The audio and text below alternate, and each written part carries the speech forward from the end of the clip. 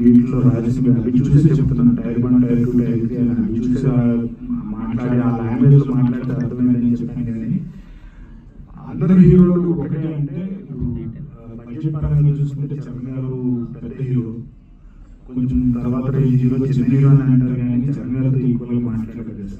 Differentiation అంటే ఒక cinema ఆటోలో మంచి హిట్ అయితే ప్రాబ్లం, కానీ డిఫరెన్సియేషన్స్ ఏముంది సార్? పెద్ద హీరో చిన్న హీరో సార్ నేను సార్ మీరు చెప్తున్నాను, మీకు గుర్తు చేస్తాను. నేను లేదు సార్, అలా అంటూ తప్పేముంది సార్? ఇప్పుడు రామ్ చరణ్ గారితో నేను ఈక్వల్గా చేసుకోలేదు సార్. నేను హీరోగా చేశానని చెప్పి రామ్ చరణ్ గారితో నేను ఈక్వల్ అనలేదు సార్.